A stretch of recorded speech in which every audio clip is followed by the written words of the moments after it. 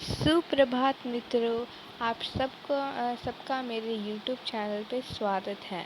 Learners को आप वैसे ही आगे बढ़ाते रहिए और मैं आपको न्यू वीडियोस भेजते रहूँगी, पोस्ट करते रहूँगी। तो आज हम पढ़ने जा रहे हैं विशेषण के ऊपर, जो कि मैं आपको पूरा चैप्टर अच्छे से समझा दूँगी, पूरा क्लियरली। तो सबसे पहले विशेषण एडजेक्टिव होते हैं जो हम लोग को संज्ञा या सर्वनाम की विशेषता बताते हैं। अब विशेषता बताने वाले विशेषण होते हैं जो संज्ञा और सर्वनाम। पिछले वीडियो पे मैंने आपको बहुत सारी बार सर्वनाम के बारे में बताया है। तो सर्वनाम संज्ञा के स्थान पे प्रयोग होने वाले शब्द होते हैं, और संज्ञा का तो आपको सब पता होगा, नाउन, नेमिंग वर्ड। उसके बाद आगे बढ़ते हैं। अब इस चैप्टर में हम संज्ञा और सर्वनाम की विशेषता बताने वाले शब्द, जो कि विशेषण कहलाते हैं, उसके माध्यम पे हम पढ़ने जा रहे हैं। अब यहाँ पे आप देख सकते हैं, उदाहरण के लिए काला घोड़ा, ऊंचा पर्वत। अब यहाँ काला घोड़ा मान लीजिए, काला क्या है? काला घोड़ा का गुण बता रहा है। वो घोड़ा का गुण बता रहा है। घोड़ा कैसा है? काला। ऊंचा पर्वत, अब पर्वत का गुण बता रहा है, ऊंचा पर्वत। उसके बाद विशेष्य। विशेष्य किसे कहते हैं? जिन शब्दों की विशेषता बताई जाती है वे विशेष्य कहलाते हैं। अब जिन शब्द की विशेषता बताई जाती है, यहाँ पे विशेष्य क्या? घोड़ा काला है, तो इसमें किस चीज़ की विशेषता बताती है हमें इधर घोड़ा का विशेषता बताया जाता है, यानी कि घोड़ा इधर विशेष्य है, और विशेषण जो है वो काला है। काला विशेषण है। काला सर्वनाम और संज्ञा शब्द का सर्वनाम और संज्ञा शब्द का विशेषता बता रहा है, काला। और घोड़ा हो गया विशेष्य। उसके बाद प्रविशेषण। प्रविशेषण क्या है? जो शब्द विशेषणों के भी विशेषता बताते हैं उन्हें प्रविशेषण कहते हैं। अब आप उदाहरण देख लीजिए। राधिका बड़ी होशियार है। अब यहाँ पे विशेषण हो गया होशियार। अब देखिए, आप सबसे पहले राधिका होशियार है, ये भी एक सेंटेंस बन सकता है, ये भी एक वाक्य बन सकता है। अब बड़ी यहाँ पे और एक विशेषण का ऐड कर दिया और एक विशेषता बता रहा है, तो इधर बड़ी जो है वो प्रविशेषण है। अब देखिए दूसरा वाक्य पे, लोमड़ी बहुत चतुर है। लोमड़ी चतुर है, यह वाक्य भी सही है, बट इधर बहुत इसलिए ऐड किया गया, बहुत का प्रयोग इस पे प्रविशेषण के लिए और ज़्यादा विशेषता बताने के लिए किया गया है। बहुत चतुर है, लोमड़ी बहुत चतुर है। तो जो शब्द विशेषणों की भी विशेषता बताते हैं वह प्रविशेषण कहलाते हैं। उसके बाद विशेषण शब्दों का संज्ञा की तरह प्रयोग। विशेषण शब्द संज्ञा की तरह प्रयोग कैसे हो सकते हैं? सबसे पहले हम आपको उदाहरण दिखाते हैं, जैसे गरीबों को दान दो। अब यहाँ पे जो गरीबों है वो गरीब लोगों, गरीब विद्यालयों और गरीब आदि बहुत कुछ हो सकता है, लेकिन यहाँ पे गरीबों लिया गया है, तो वह विशेषण शब्द संज्ञा की तरह प्रयोग किया जाता है। यहाँ पे गरीबों जो है वो विशेषण है। अब गरीब विद्यालय जो है, तो फिर यहाँ पे यह हो गया संज्ञा शब्द। तो इधर विशेषण शब्द को संज्ञा की तरह प्रयोग किया गया है। उसके बाद विशेषण की रचना। अब मैं आपको बताने जाती हूँ, जैसे संज्ञा आपको पता होता है, नेमिंग वर्ड। मैं आपको थोड़ा एनोटेशन कर भी बता सकती हूँ।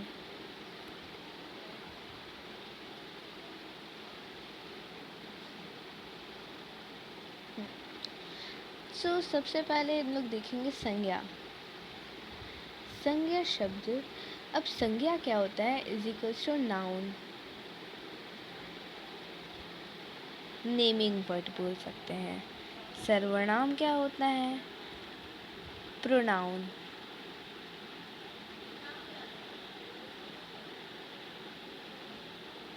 क्रिया क्या होता है, काम करने का चीज, एक्शन वर्ड्स।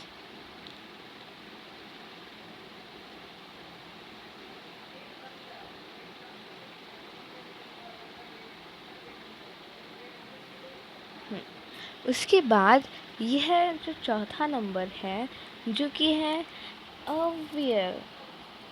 अव्यय, अब ये अव्यय आप बहुत लोगों को नया शब्द लगेगा। अव्यय का मतलब है लिंग बदलने पर जो शब्द नहीं बदलता है, उसे अव्यय कहते हैं। यानी कि कोई भी अब उदाहरण के रूप पे इधर दिया भी गया है, इधर अव्यय आगे, विशेषण अगला। आगे अगर आप कोई भी लिंग पे आगे कर कर देखें, जैसे पहले पुल्लिंग पे देखते हैं, वह आगे बढ़ रहा है, वह आगे बढ़ रही है। इन दोनों में कोई अंतर नहीं हुआ है, अव्यय में कोई अंतर नहीं हुआ है, तो इसे हम लोग अव्यय ही कहेंगे। जो हम लोग का लिंग बदलता नहीं है, जितने भी मतलब वो शब्द बदलता नहीं है जितना भी लिंग बदल सके हैं। उसके बाद हम लोग देखेंगे विशेषण के भेद। तो विशेषण के भेद क्या, विशेषण के भेद कितने होते हैं, 4। विशेषण के 4 भेद होते हैं। Kinds of adjective. अच्छा, विशेषण एडजेक्टिव कहलाता है, आपको तो सब पता ही होगा। अब नेक्स्ट हम इंग्लिश में आप सब पढ़े होंगे अंग्रेजी पे। अब देखिए, गुणवाचक विशेषण, क्वालिटी, एडजेक्टिव ऑफ क्वालिटी। संख्यावाचक विशेषण, एडजेक्टिव ऑफ नंबर। परिमाणवाचक विशेषण, एडजेक्टिव ऑफ क्वांटिटी। सर्वनामिक विशेषण, डेमोन्स्ट्रेटिव एडजेक्टिव। अब देखिए, गुणवाचक विशेषण यानी कि जो किसी भी चीज़ का गुण बताता हो।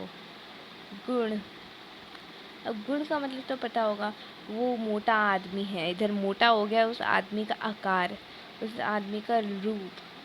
तो उसके बाद काला घोड़ा तेज दौड़ा, इधर काला जो हो गया वो गुण हो गया, काला है इधर गुण है, यह हो गया गुणवाचक विशेषण। अब वैसे ही बहुत सारे आदि आदि गुण आप पढ़ेंगे। इसके बाद हम देखते हैं गुणवाचक विशेषण शब्द का प्रयोग। गुणवाचक विशेषण शब्द कहाँ प्रयोग होता है, किस तरीके से प्रयोग होता है। गुणवाचक विशेषण, पहले उदाहरण देखना चाहेंगे। यह पौधा हरा है, इधर हरा जो शब्द है ये हो गया गुणवाचक विशेषण, हरा हो गया गुणवाचक विशेषण। अब ये गुणवाचक कैसे है, अभी ये बोलेंगे यह पौधा है, ये शब्द बन गया। बट इधर हम लोग देखेंगे तो जो पौधा है वो क्या है, उसका गुण क्या है, वैसा कोई सवाल हो तो आप बोल सकते हैं यह पौधा हरा है। इसके बाद हम आते हैं संख्यावाचक विशेषण की ओर, जो कि काउंटेबल होता है। काउंटेबल थिंग्स, जो भी चीज़ हम लोग काउंट कर सकते हैं, या फिर कोई चीज़ हम लोग होता है कि अनकाउंटेबल, मतलब संख्या हो सकता है, थोड़ा संख्या, जैसे 2 गमले, 1 दर्जन, वैसा संख्या होता है, जो कि होता है एडजेक्टिव ऑफ नंबर। कोई भी number, countable number, uncountable number भी हो सकता है, अनकाउंटेबल नंबर भी हो सकता है, इट्स नंबर। ठीक है। अब संख्या शब्द, जो विशेषण शब्द विशेष्य की संख्या संबंधित विशेषता का बोध करते हैं, उन्हें संख्यावाचक विशेषण कहते हैं। तो ये हो गया संख्यावाचक विशेषण का डेफिनेशन।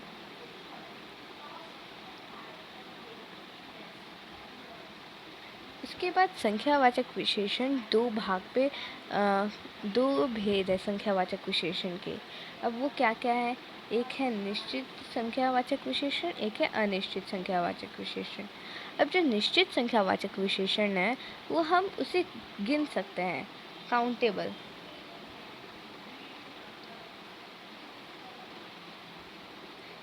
जैसे 1, 2, 3, 4, 40, 100, 50, 60, 70, 80, 90, वैसे हम सब गिन सकते हैं।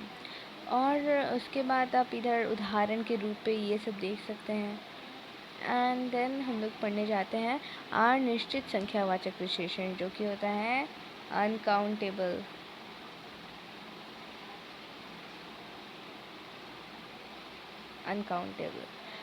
अनिश्चित संख्यावाचक विशेषण का एक उदाहरण देखते हैं हम।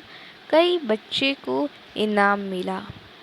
तो इधर जो कई है, हमें इतना नहीं पता कि क्या है, कितने बच्चे को इनाम मिला, कितने बच्चे को इनाम मिला वो हमें नहीं पता है, लेकिन हमें इतना पता है कि कई बच्चे को इनाम मिला।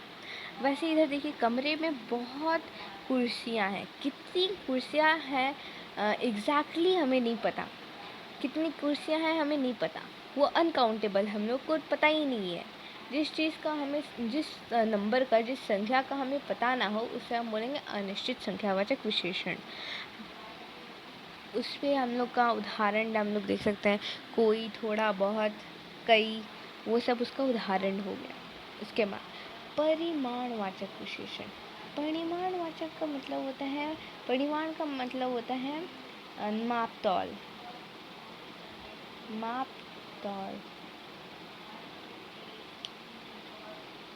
मापतौल। अब यहीं पे मापतौल करने का, यानी कि आपका हो जाएगा जैसे लीटर, मीटर, किलोमीटर।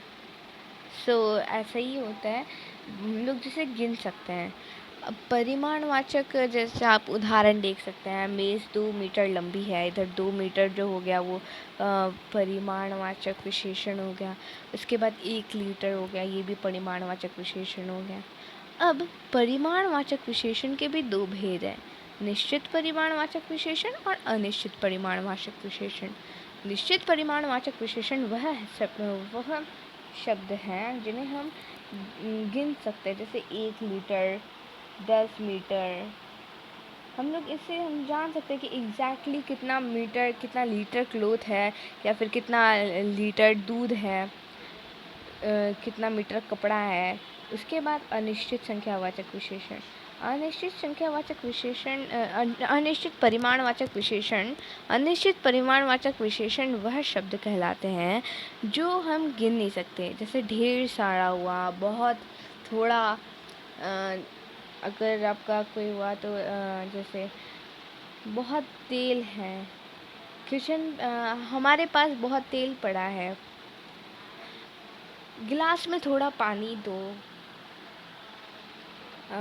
ग्लास में थोड़ा पानी है।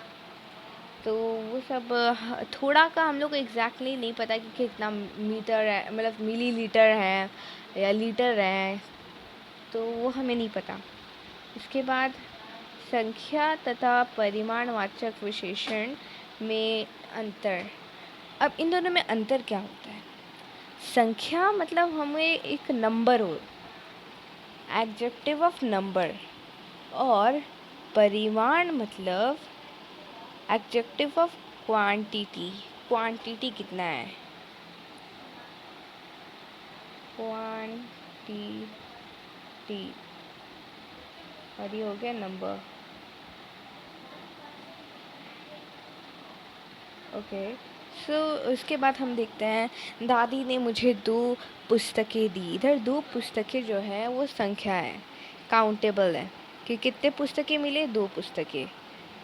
उसके बाद दादी 2 लीटर दूध लाई। इधर 2 लीटर जो है वो परिमाण है। अब 2 लीटर परिमाण, वो क्वांटिटी है, कितना है, 2 लीटर कितना है। तो उसी प्रकार हम इन दोनों का विशेषण के में अंतर आ सकता है, नंबर और क्वांटिटी दोनों में बहुत अंतर है। उसी प्रकार हम आगे बढ़ते हैं, सर्वनामिक विशेषण। सर्वनामिक विशेषण, आप बोलेंगे सर्वनाम और सर्वनामिक में क्या अंतर? अब देखिए, आप जैसे पता होगा डेमोन्स्ट्रेटिव एडजेक्टिव जैसे हम बोल सकते हैं these, those, this, those, those. तो उन्हें अभी साइड पे रख के हम लोग देखते हैं कि सर्वनाम। अब अभी हम लोग हम लोग पढ़े थे निश्चयवाचक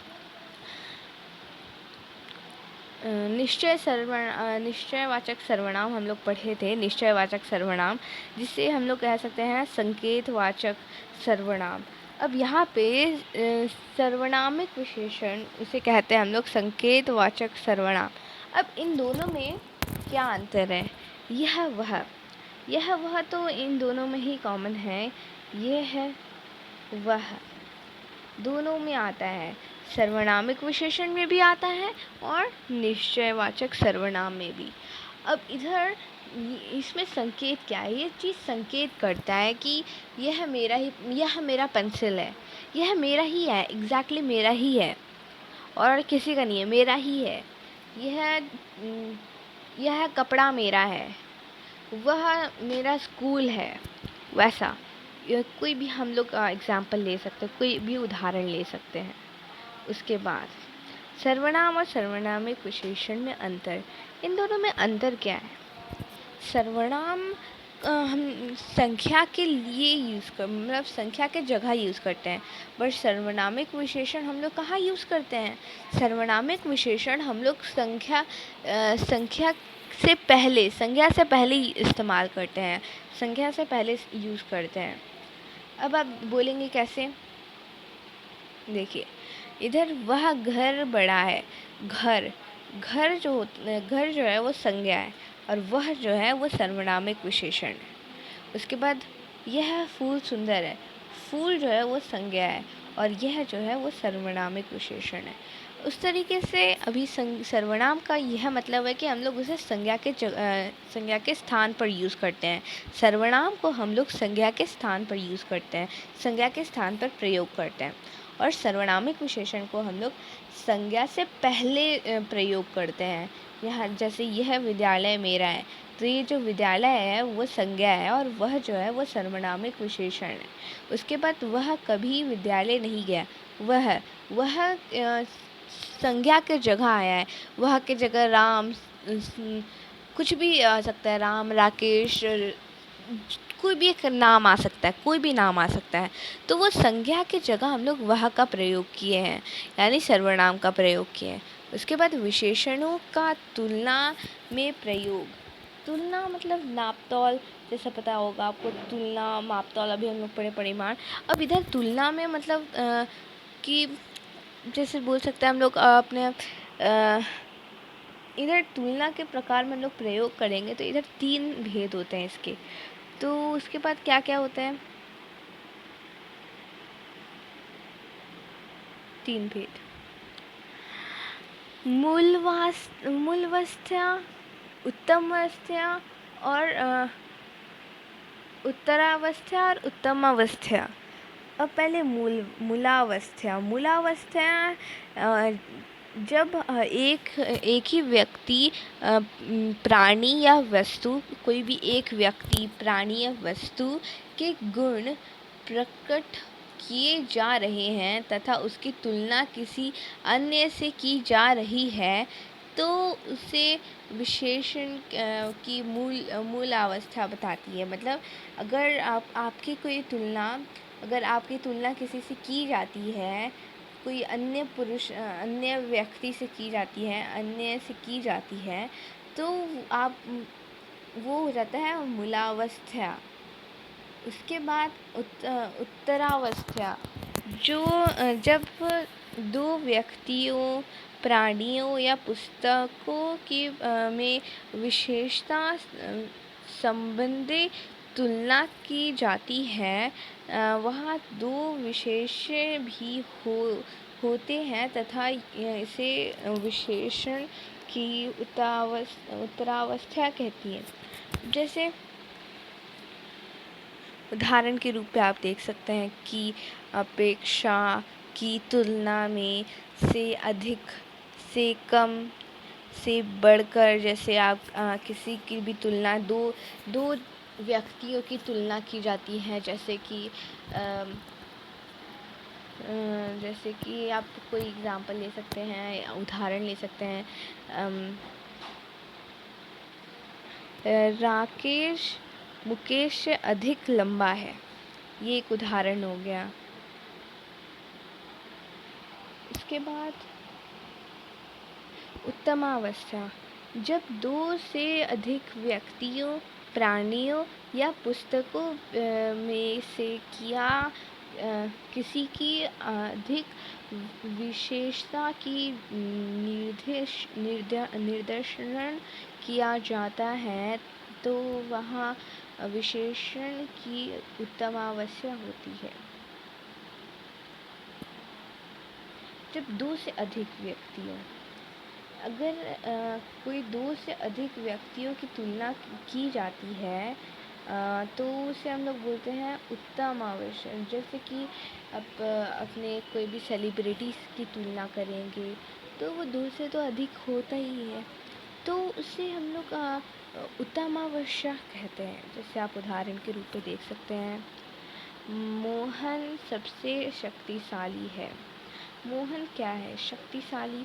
अब मोहन सबसे शक्तिशाली है, तो इसका मतलब है सबसे में क्या आता है कि मोहन, अगर आपका कोई एक क्लास है, अब कक्षा में सब कोई बैठे हैं, तो मोहन नाम का एक लड़का आपके कक्षा में पढ़ता है, तो मोहन सबसे शक्तिशाली है, वो सबसे ताकतवर है। पूरा कक्षा में जितने भी लड़के लड़कियां जो भी हैं, जितने भी बच्चे हैं, उनमें से सबसे ताकतवर है मोहन।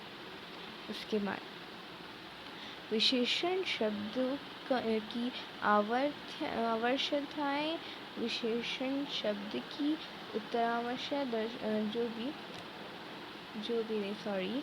तो इधर हमें पता चलता है कि हम लोग कैसे यूज़ कर सकते हैं कि नहीं, मतलब मूल अवस्था में क्या कौन सा शब्द प्रयोग होता है, उत्तरावश्य में कौन सा शब्द प्रयोग यूज़ होता है, उत्तमावश्य में कौन सा शब्द प्रयोग होता है, कि कौन से शब्द को कौन से स्थान पर हम प्रयोग करना चाहते हैं। जैसे उच्चतर, उच्चतम।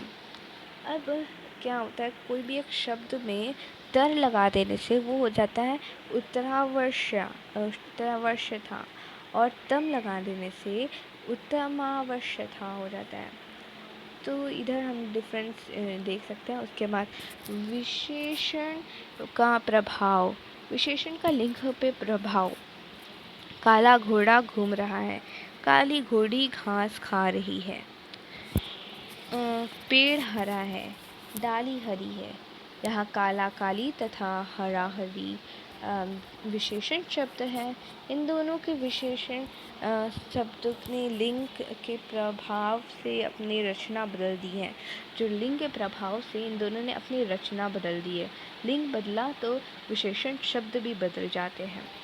उसके बाद वचन का प्रयोग। एक वचन, यह लड़का अच्छा है। बहुवचन, ये लड़के अच्छे हैं। इधर भी वचनों से भी हम लोग का जो विशेषण शब्द है वो बदलता है।